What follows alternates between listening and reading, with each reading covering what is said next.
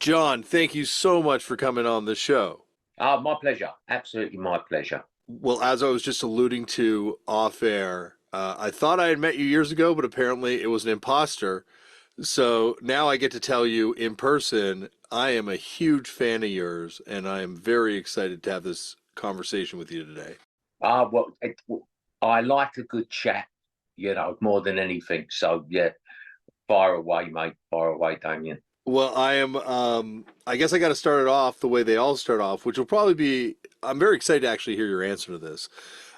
John, how'd you get into punk? Do you remember the first time you ever came across it? With punk, basically, it kind of grew up, it developed around me, not exactly me personally, but I'd met John Lydon when I was just 15, I think, and I met him at Kingsway College of Further Education. So it was a place where kids went who had not made it through school and stuff, that kind of thing. And at the same time as we were going there, McLaren had his shop in West London in Chelsea. Sid, who I also met on that scene, introduced that world to John. The girlfriend I had at the time, she knew that world actually, so she introduced me to it. But John went over there and ended up getting the gig with them. So he disappeared for a while in '75, and then he turned up again at college. And I said, "Where you been?" He said, "I'm in a band," and that was the Sex Pistols. And then he invited me to go and see them rehearse. I was very, very surprised that anybody, because nobody was in working class kids were not in bands at that time. So it was a very surprised when he told me that. And then he said, "Do you want to come and see us rehearse?" And I remember thinking, although I was a real feisty kind of kid, always taking the mickey and having a laugh and winding people up, I remember thinking, this is probably going to be terrible. And I mustn't let him know that I think it's terrible. I must give encouragement, but it will be shit. How can it possibly be any good? So when I was very excited to go into a rehearsal room, and there's this scene going on, and went in there, and they were really good. I was absolutely amazed at how good they were. The best musician was Glenn Matlock. So very melodic bassist. So he was just very musical. He was playing tunes on the bass. I recognised some of the tunes. I was very impressed by that. So I think Matlock really had something about himself, actually. He comes out of the Pistols a little bit unfairly sometimes as a really boring, uptight guy. But he was the first of them to be involved in the shop and everything. And so he really must have had something about himself.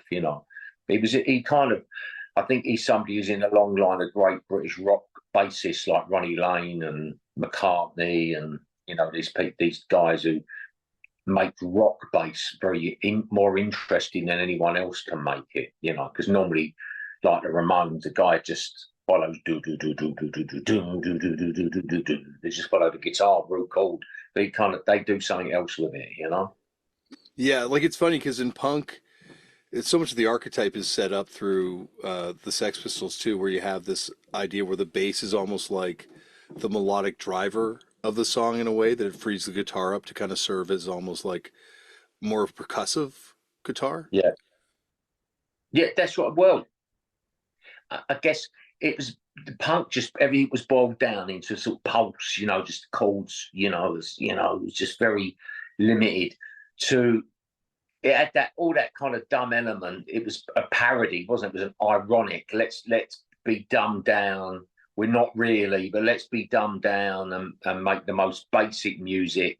And it's like the kind of cultural revolution or something, that to pretend to be anything other than that is a crime. To be an intellectual or to be in any way a hippie, that's a kind of ideological crime. There was a real ideology, this ever reducing idea of nihilistic sort of revolution, similar in dynamic to the Cultural Revolution or something, whereas if you show any sentiment or bourgeois qualities, you need to be brought to task.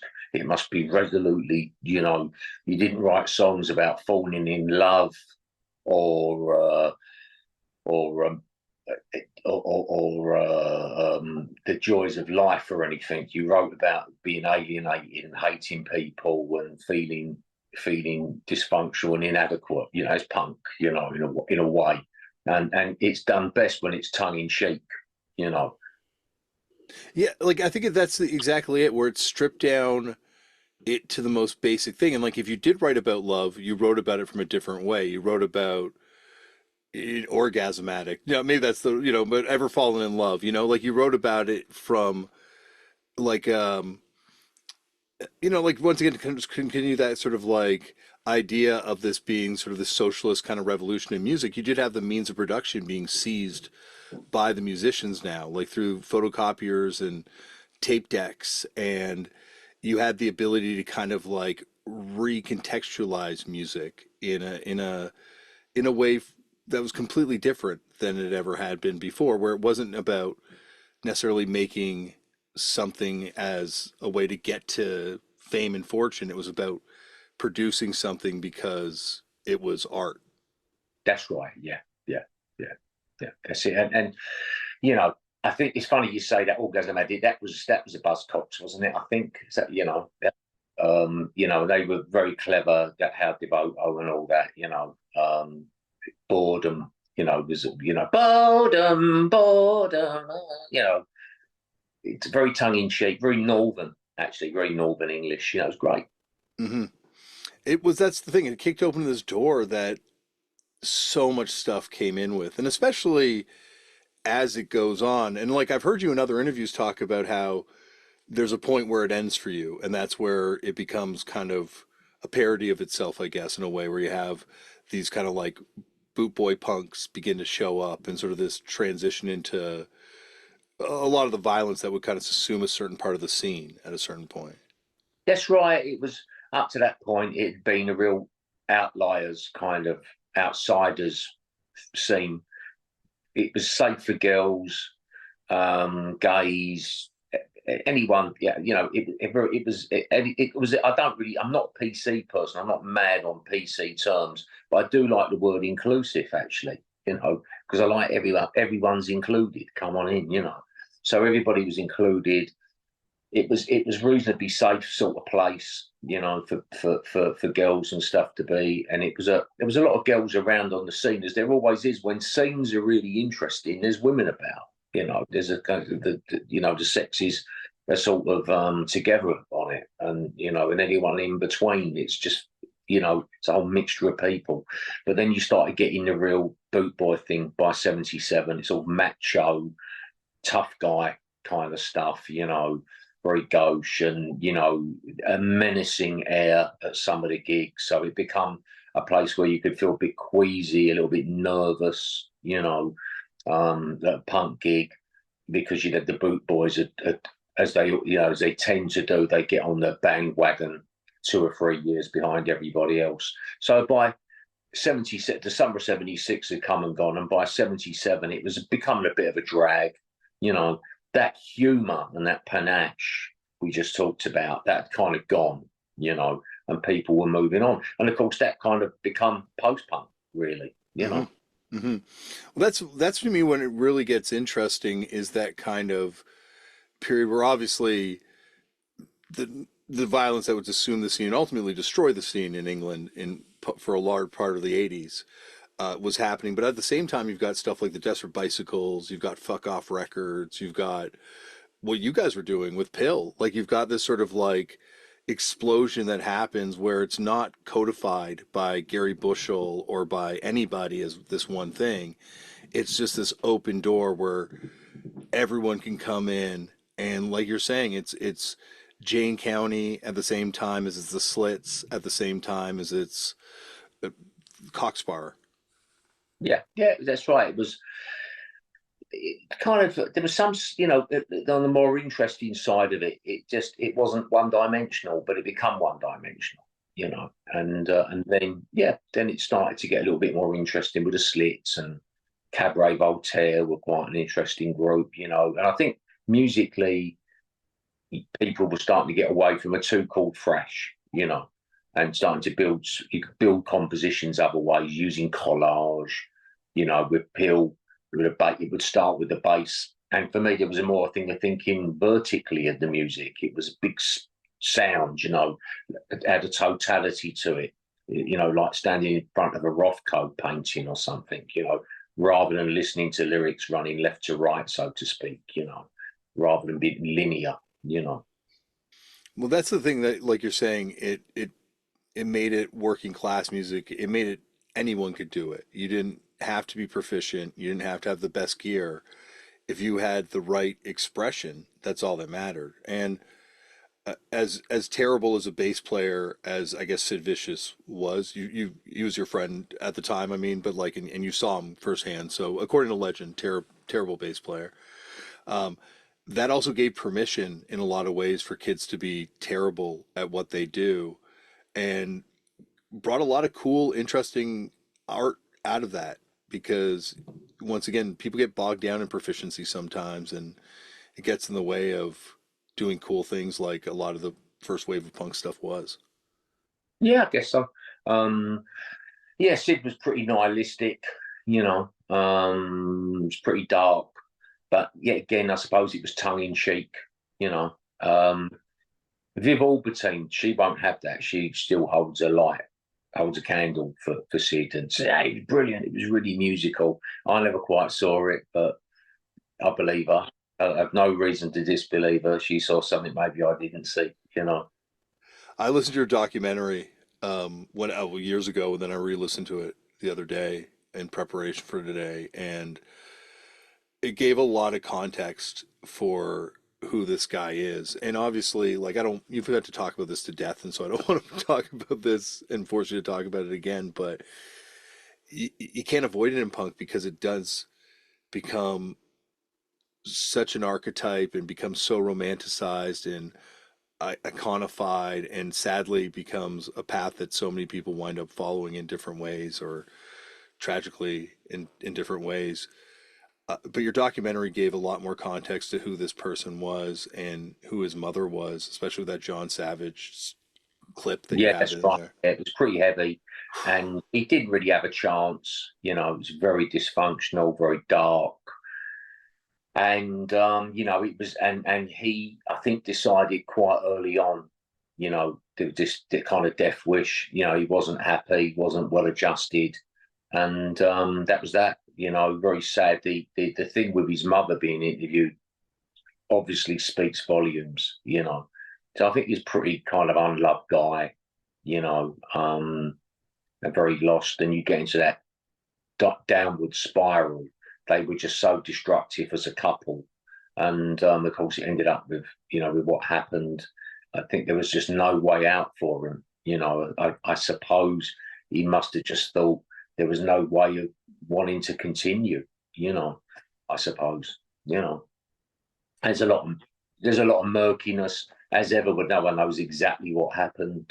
Did he really mean to kill himself? I don't know. You know, it was an overdose, wasn't it? You know, he had an overdose. I don't. Was it deliberate? Who knows? You know, but he got locked into that very dark kind of world, and I think when you start to do that, it can be very hard to back out of it. You know, when you go into such a darkness that there's no light there. You need to back out of it as quick as you can. You know.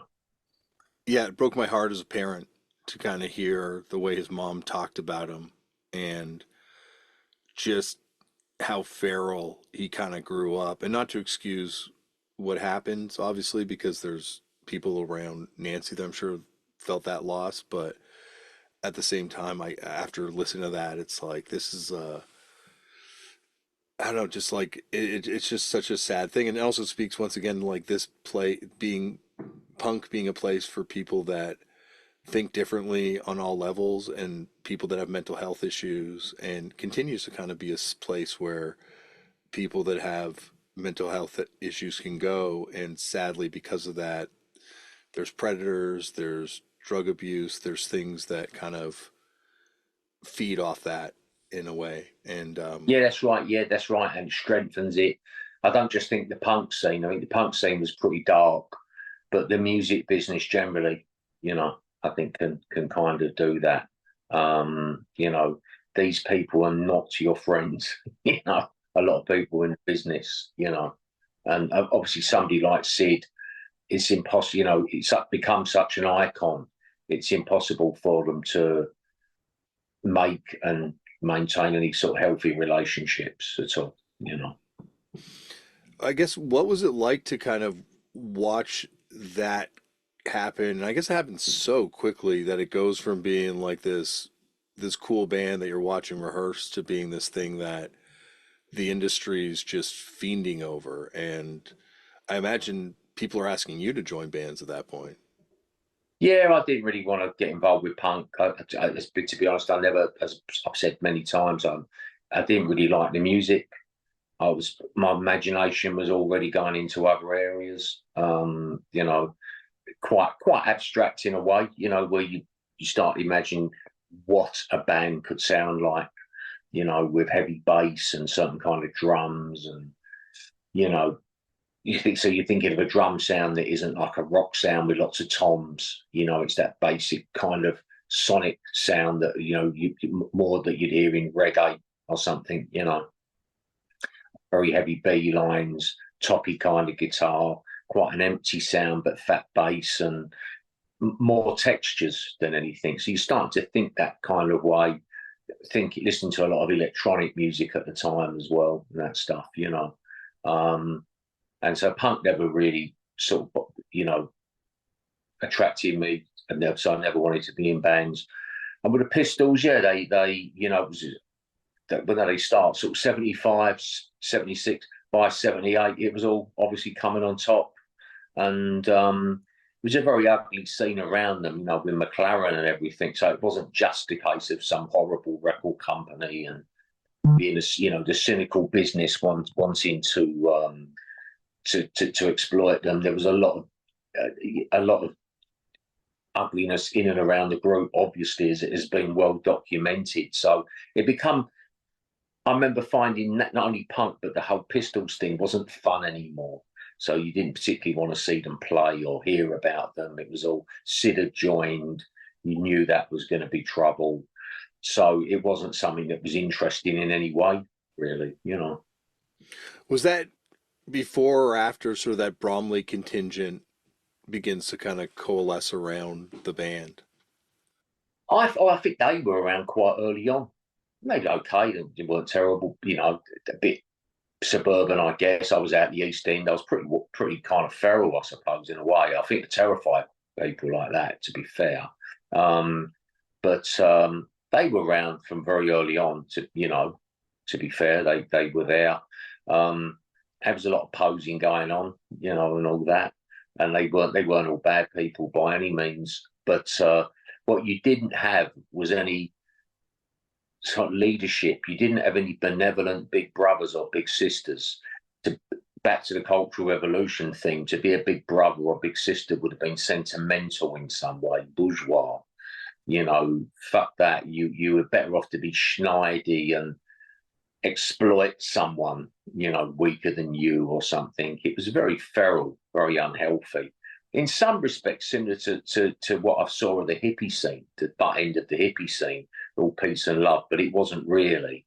It was about selling people dodgy dope or something, or getting, hustling in some way. Do you know what I mean? You know, and so wasn't, those squats, all the punks, they generally weren't full of really nice, people being nice to one another, and there was nobody wanted to be some sort of big brother or be benevolent or something. It was trendy to be malignant and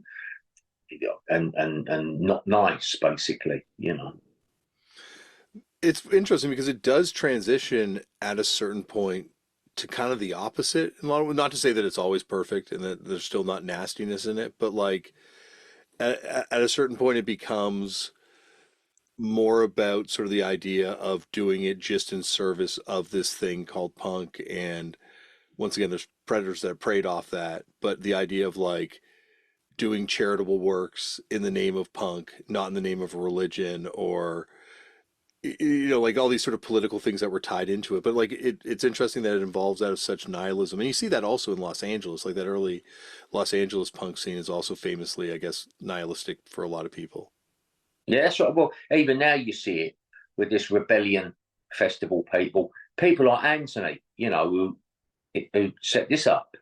And my good friend Anthony Walsh, he's got a punk band, and they're great. I went and did a thing for the French band um, with a Canadian singer. Do you know the thing? I played a track.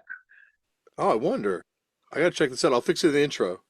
Yes, I'm on their album, and he said, "Would you play a track?" I said, "Yeah, sure."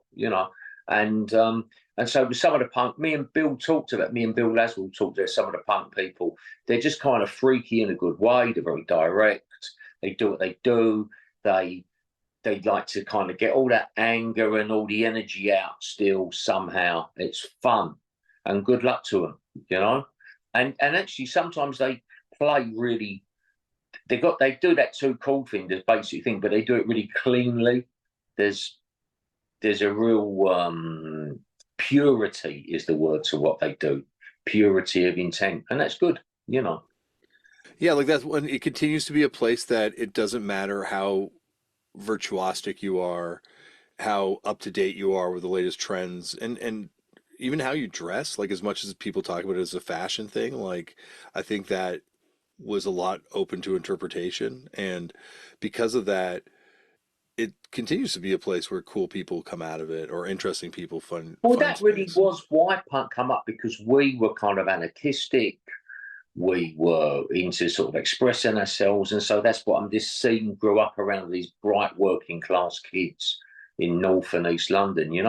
That's kind of because of that. There's a spontaneity there, a thing where you don't really care about the straight world, the bourgeois world. You're going to do your own thing, so it's quite individual. And I still live, very much that way. You know, and some of those punk people I've met along the way who still keep to that ideal are very decent. They're very sound ideologically. They don't follow any. They don't blindly follow any ideology. There's a real sense of and some kind of self discipline there. And self reliance. So you'd see they'd have a squat, but it's clean, everything's well regulated. Do you know what I mean? Some of those kind of punky communes. I've come across a lot of that over the years. Obviously, when you're traveling, a lot of venues are run with that ethos. Yeah, because it's the idea that this isn't necessarily a stepping stone to something bigger that you just move on from. And that's why I think people carry it with them their whole life. Like you talk about going to a Rebellion Festival, the times that I've played that festival, looking out there at that crowd and being like, God, there's like 70-year-old people, but there's also 16 and 15-year-old people that are starting bands that are here and they're going to wind up maybe not doing this kind of music, but doing something else and continuing this sort of, Yeah, yeah, yeah. like you're saying prior to that, not that music is always been the realm of the wealthy or anything like that, but like it had become like prog, you needed the right gear, you needed to have the right keyboards, and punk was different. Punk was Devo, punk was once again like the Slits because I think they're such an interesting band, but punk was also like DOA in Canada, who weirdly had a connection to Jim Walker from Pill. When Joey Oh, Keithley's yeah. when Joey was on the podcast, he talked about his friend Jim who moved to England and joined Pill. Yeah. Oh, Jim was my good friend. Yeah,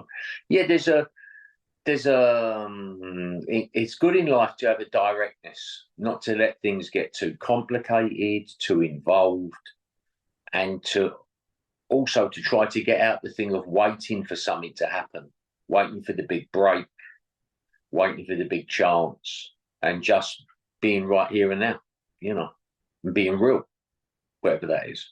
So according to legend, it's John walking down the street with the "I Hate Pink Floyd" shirt on, and Malcolm seeing it. But I heard you talk about maybe singing at one point for the Sex Pistols too in an interview. Did I mishear that, or Yeah, is that?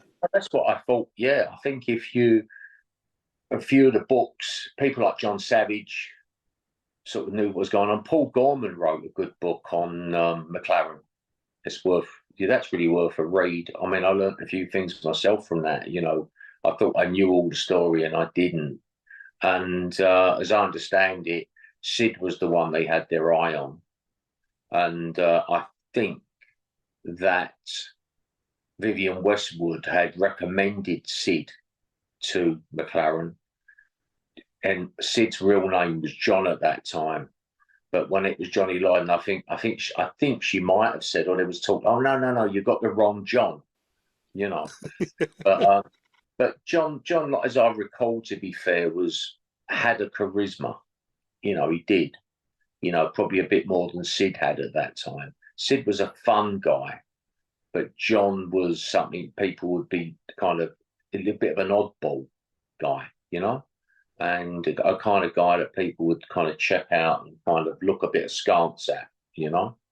And he was a little bit, you know, he was older than me, so you know, that counts for a lot at that age, you know, when you're 2 or 3 years older. So he had that going for him, but yeah, he was quite charismatic.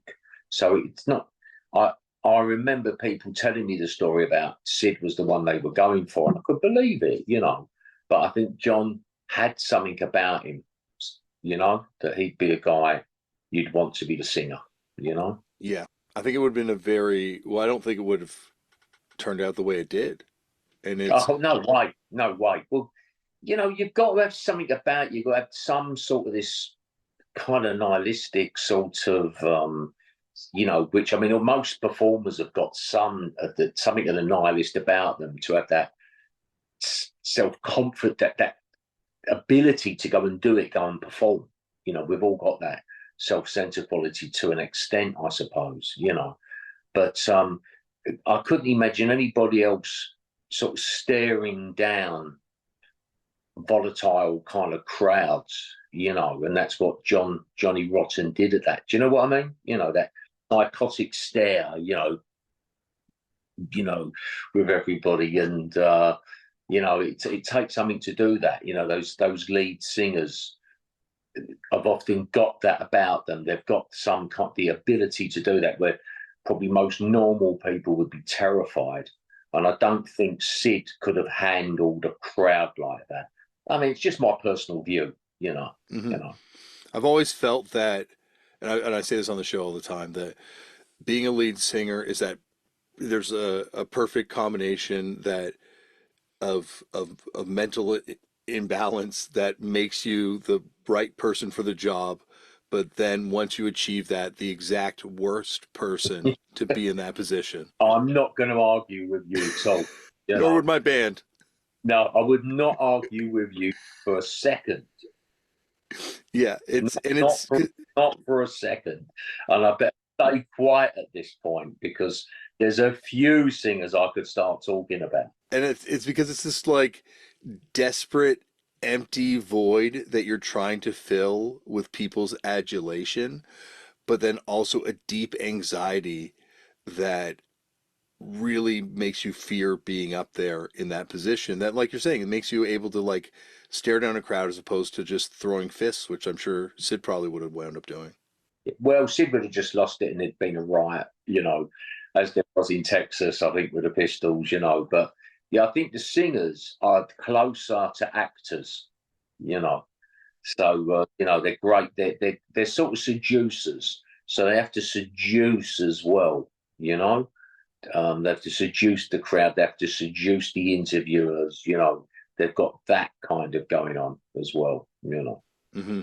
Yeah, there's a but then there's also like actors in the way that it's like, well, what am I at the end of the day? I'm just like a vessel for this music that I'm not writing everything. Like unless you're a singer-songwriter up there by yourself, like you're really just the face of everyone else's work. So you're Well, never. I'll tell you a story. It was a guy did some spoken word for me many years ago, and I got him to come and do some spoken word, and it didn't work as an actor, really, and it didn't really work as well as I thought it would, and it just really didn't work.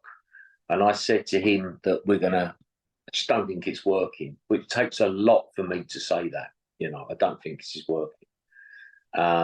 I'd like to leave it. And I told him on the phone, and he was out of town, and he started to cry, literally, and to cajole me and to beg and to plead. And I felt very uncomfortable. So I relented and said, okay, we'll make it work. You just go again, we'll have another rehearsal, and you just do these two pieces. So we did them, and it kind of went okay. It wasn't great, but it was okay. And I said to him at the end of the night, you did well, well done. It was a good performance. And he said, yes, but it wasn't as good as my performance on the telephone, was it? See, a lead singer would be crying real tears on the telephone to you and then show up and give the performance of their lifetime. Yeah. So this guy, I felt absolutely silly and naive, and just just felt ashamed of myself for falling for it.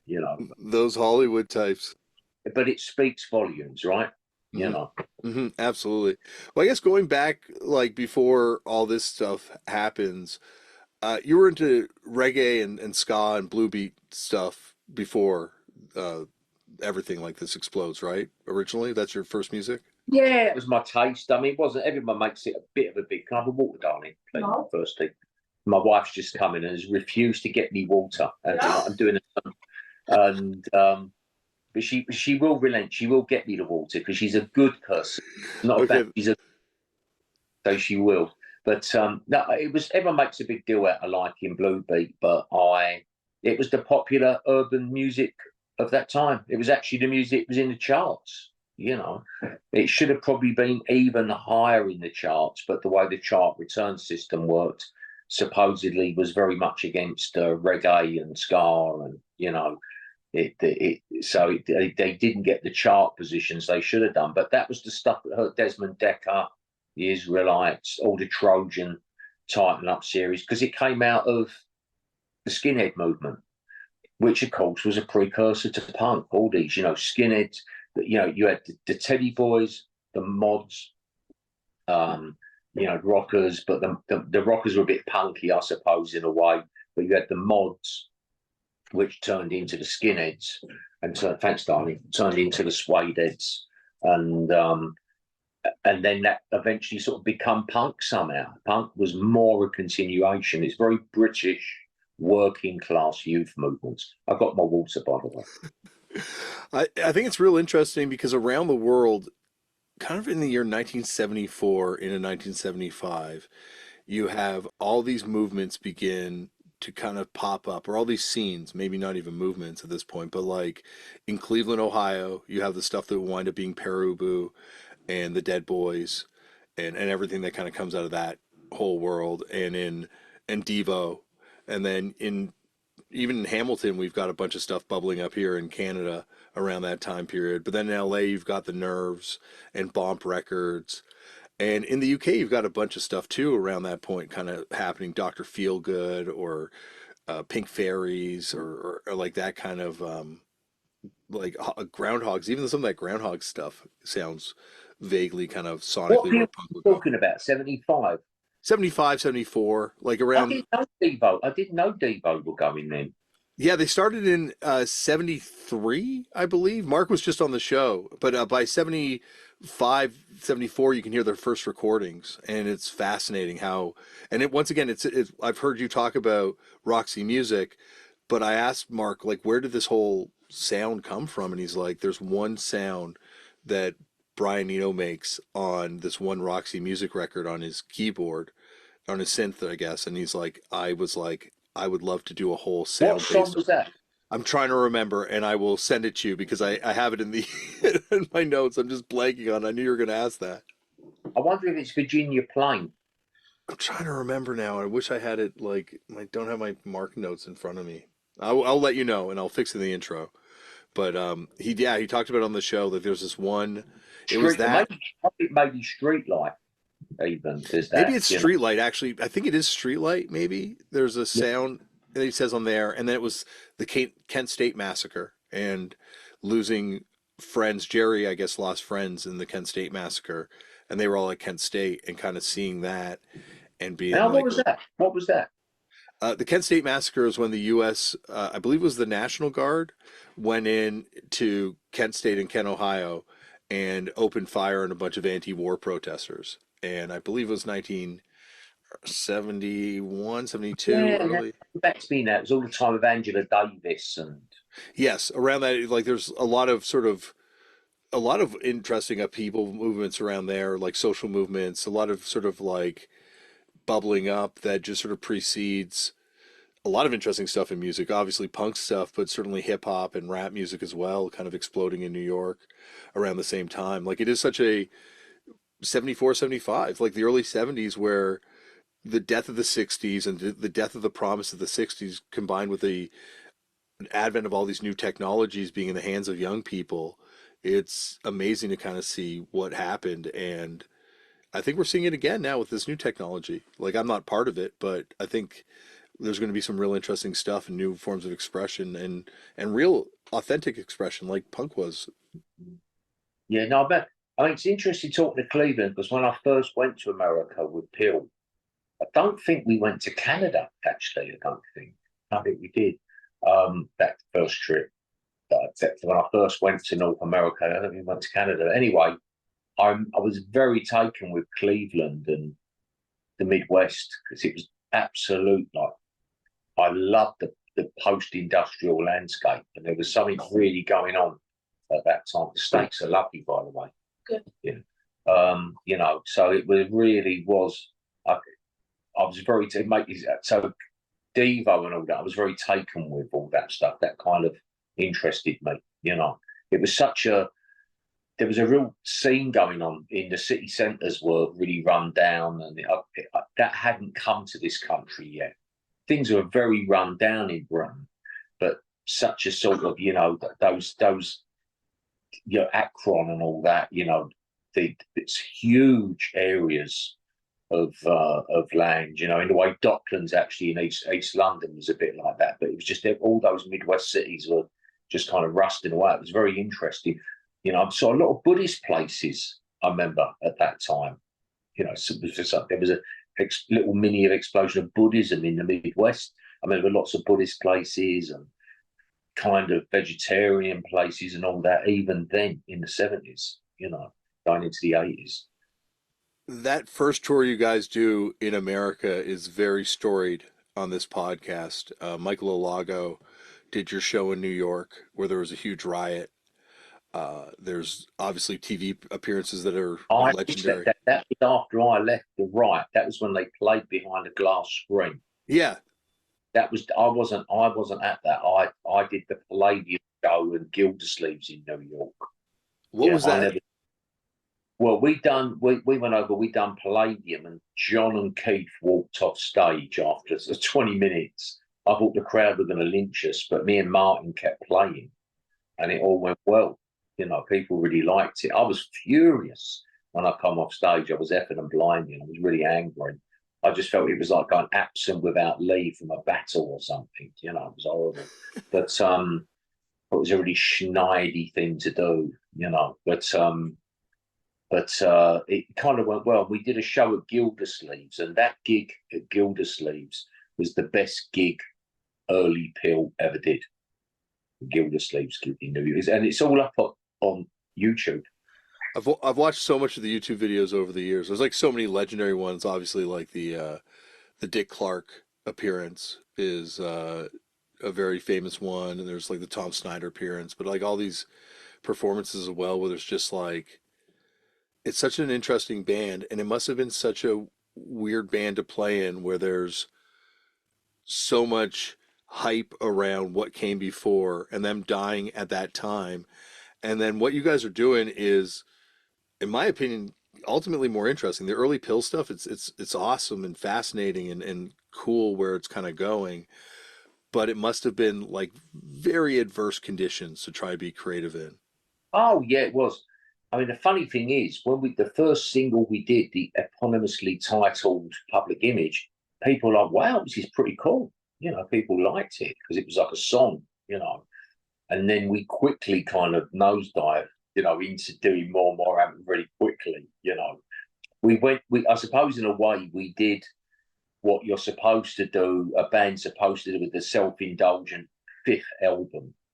We did it straight away with Metal Box, like the second album, you know.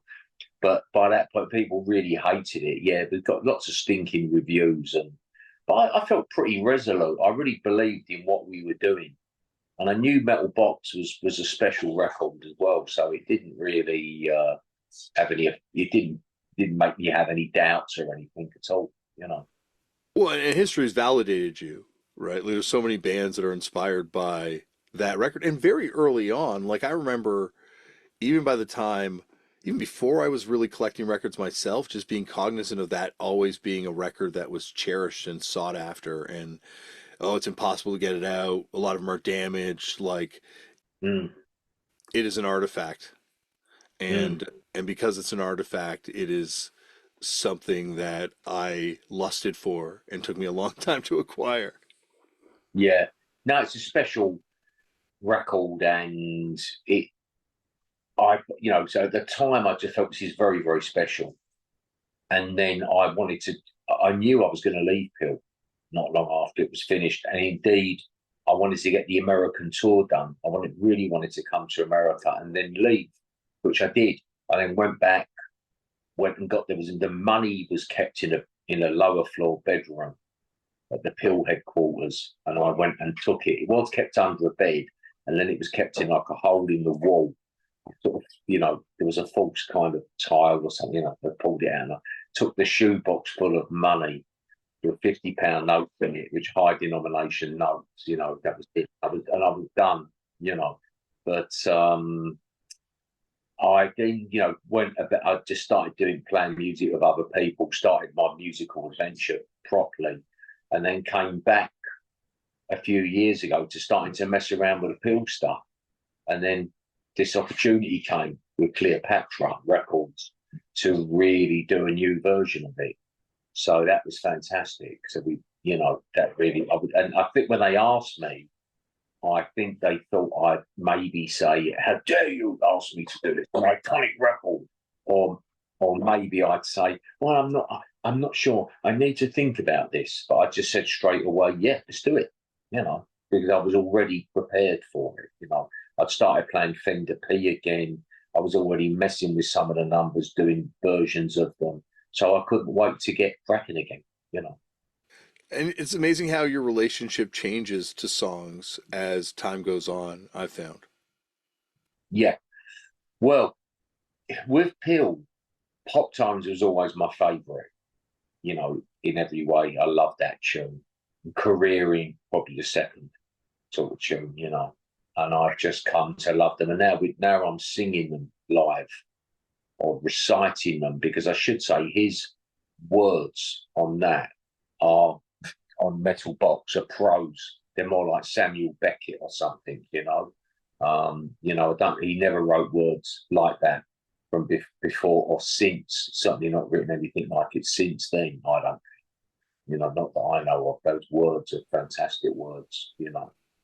Well, that's why it would never have made sense with one of the other Johns, other than yourself. It probably made sense with you, but like in the sense that like if Sid had been there instead, you wouldn't have had those words. And certainly that was clear in Pill when those words were still there. Like there's unbelievable lyrics on those early Yeah, records. they're really.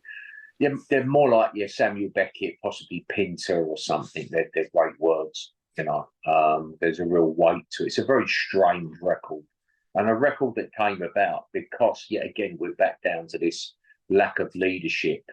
There's no big brother sort of figure. There's no tough manager, patriarchal figure or matriarchal figure. There's the record company's run by a big hippie guy, well-educated, English, privately educated guy, Richard Branson. He's not going to tell you where to. He's not. Sorry, got a fire alarm here. Don't worry. Yeah, I better go. She can't read. Can you read? Yeah, I can pause it for a sec if you want. So there was nobody. There was no. You didn't have any. You have a tough A&R guy saying, "I need some sounds." This is bullshit, man. This, there's no changes in these fucking numbers, man. This is crazy. Nobody was going to say that.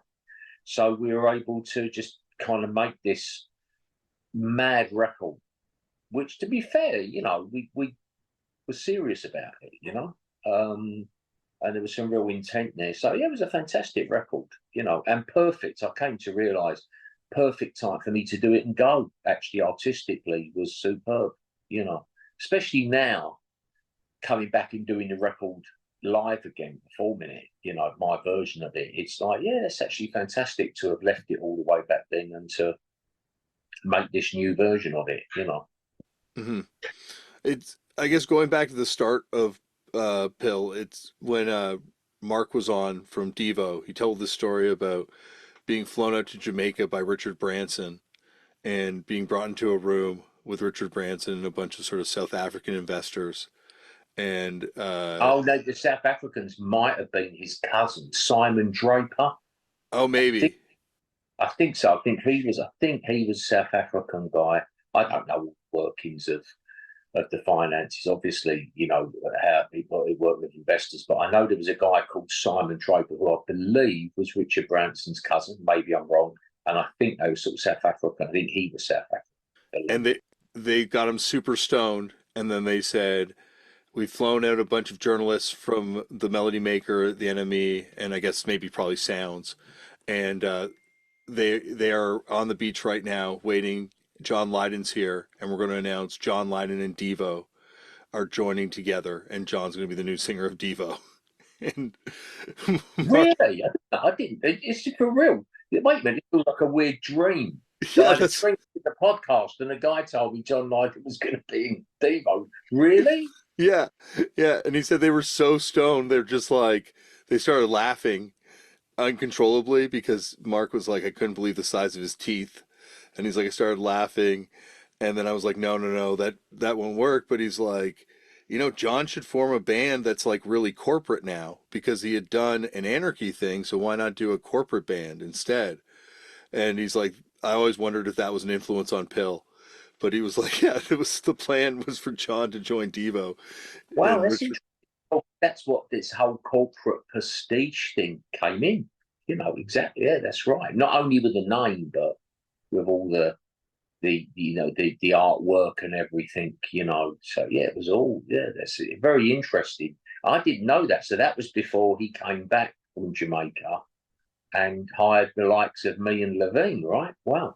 Yeah. yeah, I guess it was just before, right? Like, and then you guys come back, and I think the amazing thing is that you guys come back, and obviously the two of you joining this band, combined with his lyrics and his unique approach to vocaling everything, singing everything, vocalizing everything, it just becomes such an important step in where this whole music scene goes. And the idea of like rejecting fame to do something creatively more fulfilling becomes something that I think a lot of people follow in that footsteps Well, I of. think now my advice to people was it was always been follow your dream. And now that's more than ever. That's my advice because there isn't any music business anymore. You may as well follow your dream. You know, there's no point to try and play the game. There's nothing to be gained anymore because there's this streaming bullshit. You're never going to make any money out of it. You may as well just be home for a sheep as a lamb and just be honest to yourself. And my whole career, that's one thing is like, oh, fuck this. I'm going to do what I want to do, for better or worse. And you stick with it and you plow your own furrow. And of course, you end up with a unique sound somehow, and you have some kind of authenticity and you're true to yourself. So it basically means, the rare times I shave, as you can see, not bad as you, but I hardly shave. And you look yourself in the mirror and just think, well, you've been an asshole in many, many respects of me, that is. But, you have kind of stayed true to yourself, to be fair. So, that's what you Absolutely. have to do. And that record is a very, obviously, Metal Box. There's no, oh, we need a single. There's none of that. Well, and then it's amazing because, you know, Lydon quits the Sex Pistols, kind of subverts the Sex Pistols by doing Pill. And then you subvert Pill by doing Human Condition, where you wind up doing something kind of I don't want to say cooler, but something more interesting or more for like I obviously love Pill, not Yeah. undercutting Pill, but like at the same time I think the human condition stuff is fascinating to me and the stuff you do otherwise afterwards too. But it's like, you were like being more true to yourself. Like you rejected Pill as being something that wasn't for you. Oh, it become, it kind of become, it's a great record metal box, but it become bullshit. It become, for me, it's a bullshit scene. The business was bad. It was an ugly scene. So time to go. And Human Condition was really, Jim was a great drummer, and it was very honest. So we'd go on stage, make it up on the night, and there were times we left stage, we'd just leave the stage 20 minutes in to talk firmly with each other. This just is real. We have to get real. Let's get back out there, and the audiences love that. Yeah, that's awesome. Like there is, and you're just doing tapes, right? Like there's only the cassettes for the human condition. That's right. Yeah, Jim. Look, Jim. I think Peel really disappointed him, so Jim just gave it up. You know, he just stopped. I think he never got over the disappointment of Peel. He couldn't take drumming seriously or that. And so we just did two tapes. Loads of people wanted to release them over the years, and I always, out of respect, asked Jim, and he just actually goes, whenever I ask him, he just laughs. And I go, no, seriously, you know. And Animal would love them to come out. He's a good guy, still a good friend of mine. The last time I heard from Jim was the night Trump won the election, and I got a gloating text from Jim that he'd obviously sent to everybody, and it would have enraged a lot of the music business lovies, just sending it to upset everybody. I knew his game. So yeah, that was the last time I heard from him. Yeah. But It, he was a great drummer, but he stopped and he went off to make films. I think he made a vampire film eventually. And that was the lot I heard sporadically. The last I heard some stuff a few years ago, like a couple of years ago, somebody was mentioning, but I've not seen. I'd love to see him. I always got on with him. and Animal was in the Fatal Microbes before or after? That's right, he was, wasn't he? I think before. And was that girl? What was the runaway girl? Um, it was Honeybane was in the group. Honeybone. He was in Honeybone's band. Also, she had, I guess, a pops hit in the early '80s Yeah, too. yeah. But He was her, in. I'm sure he played with Honeybone, and we follow each other on Twitter. Me and Honeybone. She was, I think, it's like a runaway girl sort of thing. From what I remember back then. And she was in NME and stuff, and so he played with her. And he was a guy just in a local neighbourhood to where I grew up in Stepney in East London. So I was in the big pub all the young people used to go to. I kind of knew, I'd met his brother. I knew his brother was a good footballer, and they all were talking about this young, hot, guitarist who's really, really good, and yeah, it was great. He was only 17 or something, 18 when I met him, maybe 17, I think, and really got on with him.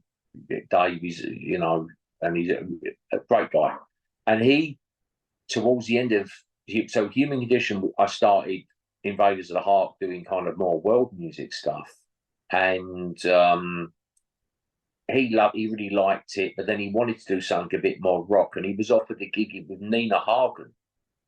And I'm like, man, perfect for you. This is great news. We have to celebrate. And he had a funny attitude, and I thought something's not right. And he said to me, "I'm not going to do it." And I was really angry with him.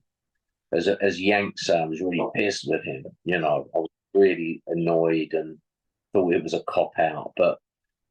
And I wouldn't forgive him for a while. But he's turned out okay. He's a very happy guy. He just didn't want to try. He said he'd missed the pub and all that, so he just didn't bother with it. I don't know if he plays on the Fatal Microbe stuff, but they're fantastic. I love those records. And Pete Fender, who was Honeybane's brother, I believe, their mom, I think, was in the Poison Girls. Okay. Uh, so they had like some sort of early sort of punk lineage thing with them. But yeah, like very like really cool stuff, that Human Condition, Dave. Luckily, it's on YouTube for. Yeah, well, I really want to get it re-released actually. So we're gonna have to. I'm gonna have to have a chat with a couple of people. It's about time we moved on that. You know. How did you meet Winston Tong from Tuxedo Moon? Wow, gosh, wow! I haven't thought of Winston for years. God, how did I meet him? I think it was through Nikki Mono, the Belgian girl singer. Was it Nikki Mono? She's really nice and was doing well for a while. And she, I think it must even, I think through her, through Play It Again, Sam, in Belgium. And I ended up going to play with him. What was it? Something China. What was it called, that record? Theoretically Chinese was the. Theoretically Chinese. That's it. That's the For, record. Yeah. and then you did a 12-inch with them too, which is, I guess, Theoretical China was the 12-inch. Yeah. Yeah. So that's the distinct. Yeah, but they're fantastic records. Yeah, I haven't heard that for ages. No one's even mentioned Winston Tom to me for a long time. Well, another record that I have sought for years, and as someone from Toronto, you'd think I would be able to find a copy that you did, was the Rent Boys Inc. Flexi that they Wow. recorded Yeah. Yeah. That was, they're Canadian, right? from Toronto. Yes. Yeah. And they were living, and they had some, they had a Scottish singer though for a while, I think, Jock. Maybe at that point, yeah. That may, and there's so much people from here that like have connection to England or Scotland, right, in Canada. So there might be some sort of thing like that too. But yeah, they were living in London at the time, I believe. That's right. Yeah, that's right. Um, Guy, oh, Werner, something Werner, Yeah, and he's a Toronto guy as well. And Jim knew them all. it a fantastic band, like a really important band from here, and a band that links kind of the artier new wave scene to kind of like the more hardcore punk scene. Like they were on a lot of tape compilations with some of like the more hardcore bands in Toronto that I feel like a direct lineage with as well. So, once again, it's Yeah, this network that connects us all weirdly in yeah, punk. yeah, yeah, yeah. Simon Werner. Simon Werner, that's it. Yeah, very good memory. Holy. Well, I Uh, haven't actually, but I don't know why I remember that. They were good guys. Yeah, they were okay. Yeah. yeah, they did another 7-inch and a 12-inch, but that Flexi never shows up here. And as you can tell, I have a record buying problem, and that is Yeah. one that has eluded me for years because I guess it's a Flexi, right? And everyone destroys the Flexis. Did I produce that? You did. It's an early production for you. Well, other than the pill stuff, obviously. Trying to think, did I do it at Alaska? Where did I do it? I did it maybe a little studio in East London, which I've never used before or since. I'm pretty You sure know? it was Alaska, actually, because I think that's on the Discogs entry where I've lusted Yeah, after it. yeah, yeah, yeah. It came with a magazine here when they released it. There was That's right. Yeah, I remember that. Yeah, yeah. so at that point it's interesting And because Nick Smash. There was a guy, Nick. Was there Nick? yeah, Nick Smash, who did Smash tapes here and Smash Fanzine, which is a unbelievably important tape compilation series and fanzine that was Yeah. done in the early 80s here that sort of covered the whole breadth of I underground mean, music. I think we follow each other on Twitter. He's around still. Yeah, I got to look him up then. That's awesome. yeah. That's wildly connections. Also, I guess it's after this, but like there's that Mr. X record that you did as the B-side to the Jah Wobble 12-inch. Or maybe it's just before this, actually. What's this? What's it called? Mr. X? Oh, yeah, that's Angus McKinnon, the ex-NME writer. Oh, that was who actually performed on it? Yeah. It's Yeah. interesting because that's 1980, and it does sound very much like sort of the hip hop production that's coming out of New York around that time. And Right. Yeah, it did. Yeah. That kind of really pared down sound, and he's doing at that time on the BBC, you'd get these air show commentaries. So you'd have these, and it's a parody of that. These air shows where Lancasters would fly B-50 do the flight by. And here, you know, catching Jermaine Phillips in a Lancaster bomber, you know, so then, you know, this, and so it was kind of a parody. I don't think you'd get that now, you know, but at that time you still got it, and it was a kind of parody of that, you know. It's funny too because it does have that very much like sample record feel to it because of that like found audio.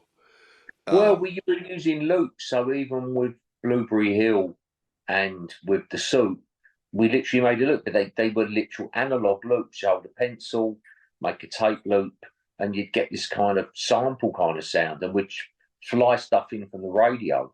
So you were working with samples, but they were kind of analog, really, you know. that's awesome. And Yeah, loops, they were literal physical loops, you know. a lot of that production from that time period, especially with the analog stuff, is kind of a lost art form. Yeah, And as you know better than I would even that it doesn't sound the same in the digital space. Like you can't really replicate analog in any sort of direct way. it's more alchemic, the analog analog stuff, you know. Hmm. Yeah. Um, so going to production, like eventually you wind up producing Eno, Brian Eno. Yeah, yeah. What was that like to go from like, because you're a fan of Roxy music, I've heard you talk about before, to being, in that position with someone who's so well But he known turned for up, we producing. did a gig somewhere like the Astoria. He turned up and said, "Oh, Brian Eno's here." And I'm like, yeah, you know, you know. And then, no, Brian Eno wants to see you. And I'm like, yeah, yeah, yeah, fuck off. And they're like, no, I'm serious, Brian Eno. It's like, fuck off. And then Brian Eno walks in. And it's like, oh, what, Brian Eno is here. So he says he wants me to produce a record, you know, some recordings he's got. It didn't quite make sense. And so it just turned out that he he had these recordings he'd done with Brian Jarman, I think for Jubilee, these little snippets of music, and he wanted me to make something for them. It irritated me because it's like, fuck, why don't we just make a fucking record together? You know? You know, you can make those sounds that Devo fell in love with, and I'll play the bass. Yeah. And we'll have faith in what we do. But no, Brivino, you're always going to have to jump through a hoop or two. So there's this, given these tiny little snippets of music. I always say to people, it reminds me of those MasterChef shows where they've got two teams and they're given a carrot, you know, an onion, some garlic, and a trout or something, a fish, and they've got to make an incredible dinner from 5 ingredients, you know. So he gave me this, and maybe it was a similar thinking to focus the mind, but I think I did a really good job. It was tricky. It wasn't a big budget, so it was maybe the first record I ever made on Audio Logic. We had like a prototype version of Audio Logic, so I made it at home. That was all done at home because we didn't have a huge budget. So it was all done in my little spare kind of bedroom studio. Maybe the first one I ever done in that little spare bedroom. It was the begin. It was just before I got 30 Hertz Records together. You know. You also wind up doing records with Can and Can affiliated people obviously as well. Like, what's it like to go to a place where you're winding up working with these people that, like, I imagine they would have been an influence on you as a younger person. Oh yeah. Well, I knew Kang. I wasn't mad on all the Kang stuff. I liked the groove stuff. I liked Jackie Libizet. Thought he was fantastic. You know, he was a master drummer. You know, um, but I met them through Angus, the guy, the NME writer. So he knew them and introduced me to them as soon as I left Peel, and I just got on with them. You know. And it was a sort of musical marriage made in heaven, really. You know, Holger was just streets ahead of everyone else I knew him being an interesting player, using all these dictaphones and analog samples and collage, and you know, was just such an imaginative musician. He'd record these guitars at very speed to tape down. So he'd get them in tune, but when you played them back, they sounded like balalaikas or something, you know? Yeah. So incredible player, incredible. you know. And Jackie was just a master drummer. The only person I know close to Jackie's my son. My son's as good as Jackie Liverpool, and a similar kind of vibe. My son John, he's drummer, and he's got a band C and Key, and I knew obviously he's a drummer, and he trained as a drummer, and he's played for years with a Stockport percussion ensemble. We played with my father-in-law, making traditional Chinese music, and then somehow I started to listen to his playing. It's like, fuck, geez, it sounds like Jackie. Wow, That's you know, amazing. he doesn't play really loud, doesn't play with lots of toms, you know, but he's an incredible drummer. You know, I was in the studio with him yesterday, and yeah, it's just a joy to play with him. You really lock in when you play with him, you know. Yeah, there's something amazing about being able to share that with the kids. Like my kids have really, they're younger, and at this point they've really rejected everything I've done musically, but I brought them to a show the other night and seeing them like enjoy music and the way I enjoy music for the first Yeah, time was just, oh, something really special. that's right. Yeah, it was something that's gradually grown. I mean, they both do sports. So John does boxing. The other son, Charlie, is a very good footballer. And he plays erhu, Chinese violin, a morinka, like a Mongolian instrument, you know. And I just started, as they developed over the years, I'm like, wow, that's like krautrock. And they didn't even, I played a lot of stuff to them, but not so much German stuff. So I had to play them, say, check this out. What you're doing is like krautrock, you know. That's awesome. So Yeah. was that something that was on your radar back then, like Kraftwerk now and obviously can as well? Craftwork I really liked. But back then I got into Noi. I really liked Noi. Well, um, as I said, I really like the groove stuff like Hallelujah with Can. I thought was incredible. And I was more into Jackie. I was really into Holger's solo album, you know, at movies. And he did an ambient record called Connexus that's really good as well, you know. That's as good as Tangerine Dream or something, you know. So Tangerine Dream and all that, I loved all that stuff, you know, kind of ambienty sort of stuff. They were on Virgin. So I was able to get the records for free, you know Yeah, you know, the hookup. which, yeah, yeah. Well, speaking of geniuses, what was it like working with Ginger Baker? Well, it's funny. It's a moot point. I met Nicky and really got on with him in New York, and I'd sent a tape to Celluloid, and he'd eventually got hold of the tape. I don't know if it was Celluloid, New York, or Paris. I think I'd sent it to Paris actually, and somehow he got it, and we met, and he found out my favourite Miles Davis album was Dark Magus, which is also Bill Laswell's. So we started to really, he's like, I've got to tell Bill this. And so we started to hit it off. I was very aware of Bill Laswell from Material, you know, that cassette, like in the 78. So I was aware of him from the beginning. He was aware of me from the beginning. So we made this connection. So I got on and they said, well, we really want you to come and play on this Ginger Baker record, Middle Passage was the record. So they flew me over. Don't remember everything, but I remember that. I remember that we flew over a hurricane over the Atlantic, and they couldn't even serve teas, coffees, waters there. They couldn't serve any drinks because the flight was just up and down. But I was at the back of the plane watching it all go up, and I felt very relaxed because you're just doing that for sort of 8 hours. And then the hotel I stayed in, I was shaving in the morning, having my once every 6 month shave, and I looked down at my foot. There was a little mouse on my foot.